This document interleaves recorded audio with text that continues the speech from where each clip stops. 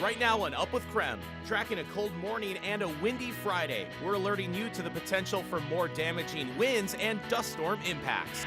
And construction season is almost over, but I've got a few updates for you before the end of the month.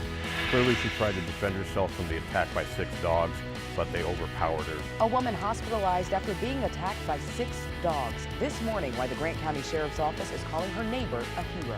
The smoke decreased what we call U.S. number 1.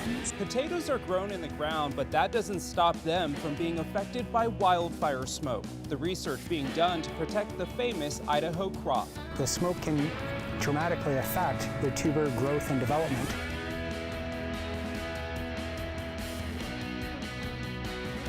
Up with KREM begins now.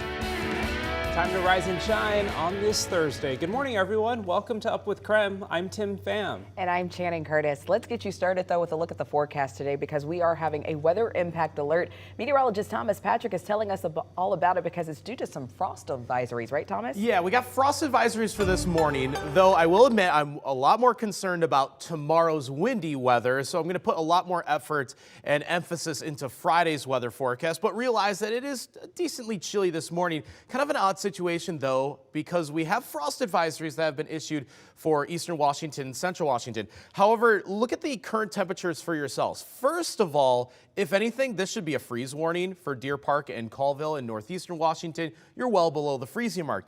At the same time, a lot of our area temperatures are just in the 40s, like in Spokane, Pullman, Moscow.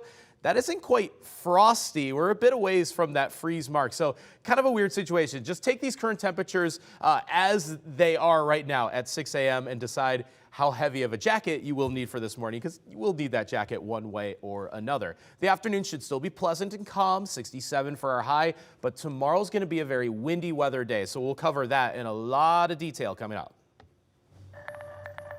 All right, and at 6:02, we're taking a live look at I-90 and Division as we help you get out the door on this Thursday morning. On Up with KREM, we do bring you weather and traffic together every 30 minutes. We let you know what conditions look like before you head out the door. And as you can see, traffic is maybe picking up just a tad, but still moving nice and smoothly on this Thursday morning. We'll check back in on another look at your traffic conditions in our next half hour.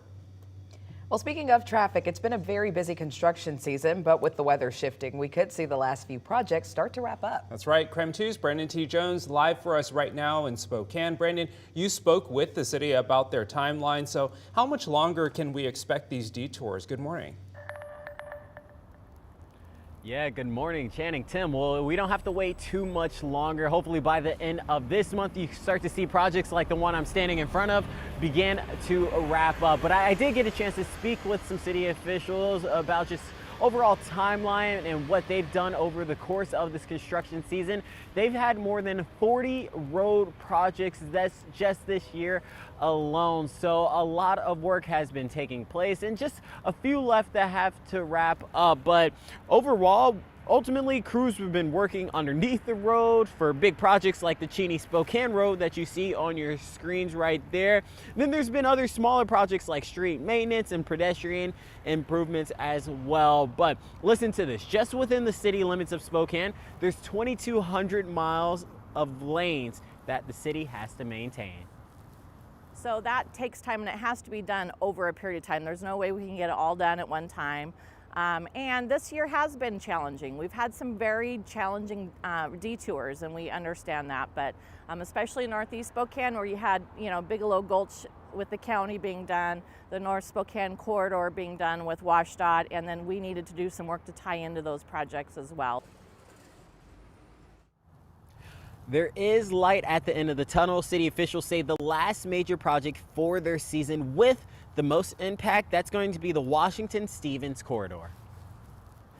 But while we're doing that, we wanted to make sure we're looking at the full corridor so that we're not interrupting that corridor again next year or the year after. So we anticipate that that'll be fully functional here in the next month at the end of construction season. All right, so we're just looking at a few more weeks of construction. End of October, beginning of November is when crews will officially be wrapping up their season. But for now, reporting live here in East Central Spokane, Brandon T. Jones, KREM 2 News.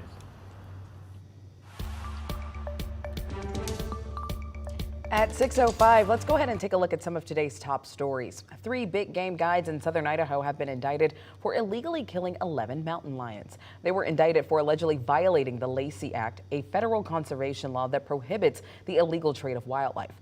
According to court records, the guides worked for a licensed outfitter but conspired to illegally book hunting trips. Mountain lions killed during these hunts were then transported from southern Idaho to at least 7 different states. All 3 guides have pleaded not guilty, but their trial is set for next month in Pocatello. In the meantime, a Great Falls man was sentenced for illegally cloning hybrid sheep for private hunting reserves. According to court documents, the 81-year-old rancher sought to create giant sheep hybrids by crossbreeding different species from Montana and the country of Kyrgyzstan. Now, the illegal breeding operation also involved more than 100 other sheep, including 74 brought in from Minnesota and 43 from Texas.